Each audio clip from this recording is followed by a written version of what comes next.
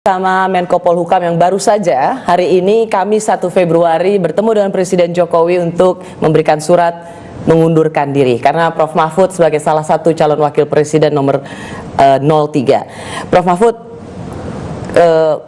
apakah mundurnya Prof. Mahfud ini juga ingin menambah atau paling tidak jadi branding yang cukup berbeda? 01 perubahan, 02 keberlanjutan, 03 ini punya apa ya?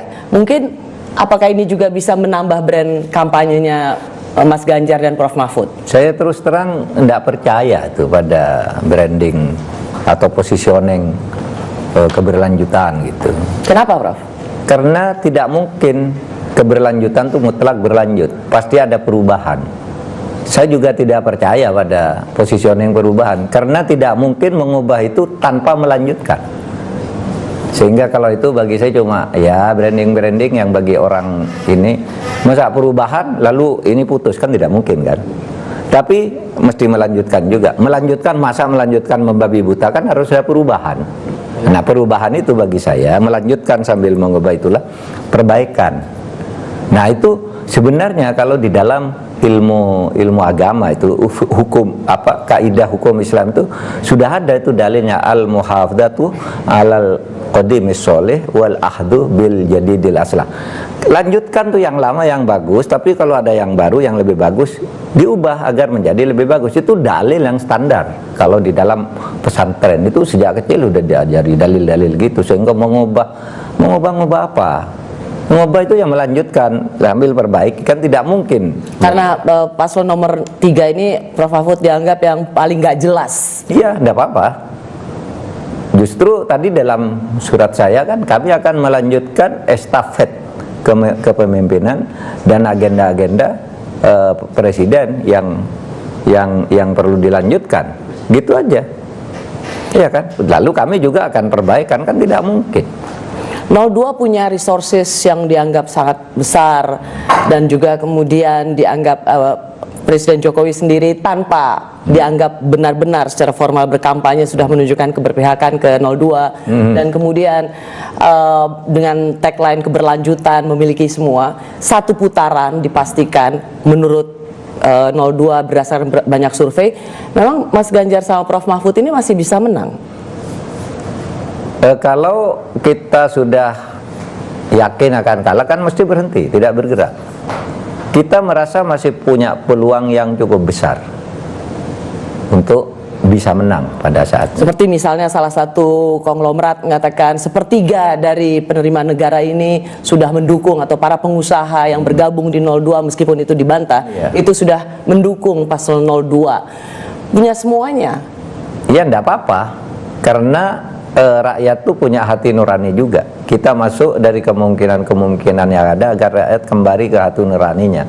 Di dalam banyak peristiwa sering opini publik yang masif itu sering terbalik di dalam faktanya. Bukan hanya di luar negeri, tapi di Indonesia kan sering juga terjadi kan. Kok lain nih.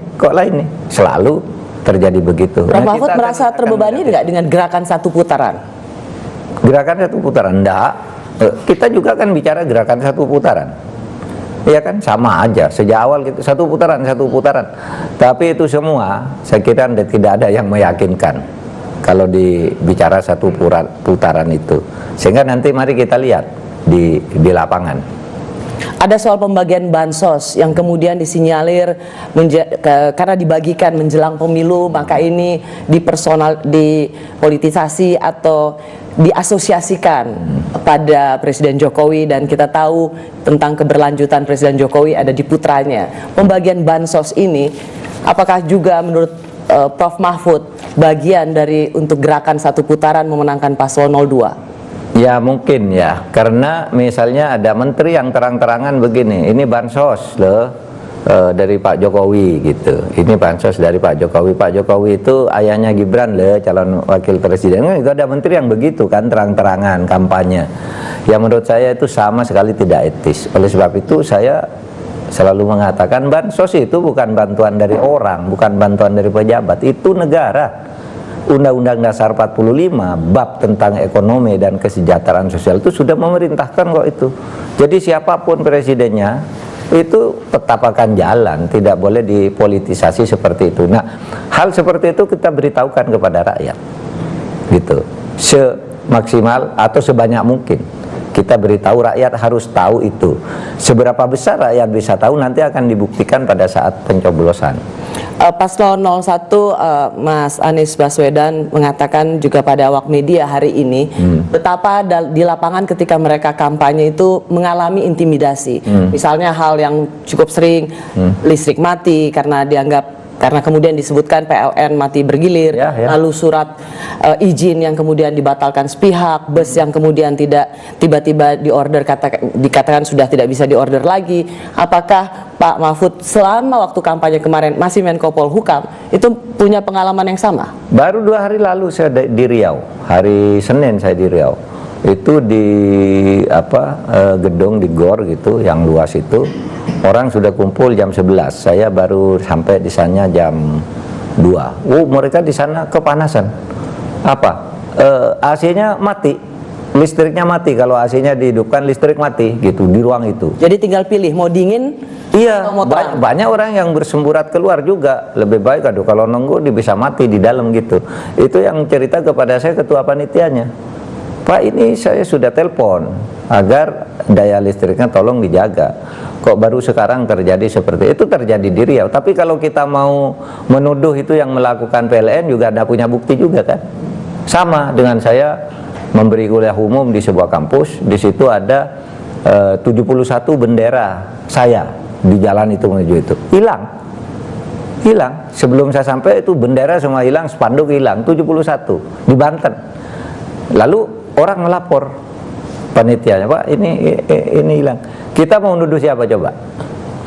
Kan tidak bisa nuduh. Tapi orang udah tahu ini yang melakukan si ini gitu. Tapi kalau dikatakan lalu ditangkap, apa buktinya? Kamu menyebarkan berita bohong, kan begitu kan? Tapi Bapak sendiri bisa melihat, ada sense itu bahwa kalau ke lapangan itu seperti seolah disapu atau dipersulit, itu sense yang tidak dapat dipungkiri. Kalau mempersulit saya enggak. Tapi kalau APK alat peraga kampanye itu banyak yang hilang itu iya. Sampai sekarang gitu. Tapi kalau ditanya siapa yang melakukan, ada yang bilang itu masyarakat, ada yang bilang, tapi kan mestinya kok yang satu tidak hilang apa ada masyarakat. ada masyarakat yang merusak juga gitu. Kok yang satu selalu hilang, yang satu ini selalu aman gitu. Kan mestinya ada standar pengamanan yang sama terhadap itu. Tapi kalau kita bicara itu lalu ditanya siapa itu yang melakukan, enggak tahu. Kalau bilang enggak tahu berarti kamu fitnah, bikin berita hoax. Oleh sebab itu saya bilang yang begitu enggak usahlah ribut-ribut nyebut orang, apalagi nuduh sebuah institusi. Tapi hati nurani rakyat tahu kan, karena semuanya berbisik gitu. Karena ada misalnya loh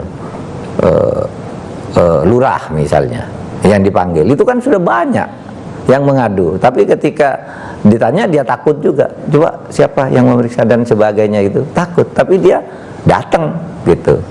Apa isi pembicaraan? Yaitu harus milih ini. Bahkan ada yang disuruh agar menghubungi lurah-lurah lain gitu. Nah nanti kalau ini kita di mana gitu buktikan gitu, takut orangnya malah ditangkap sebelum membuktikan, bisa jadi.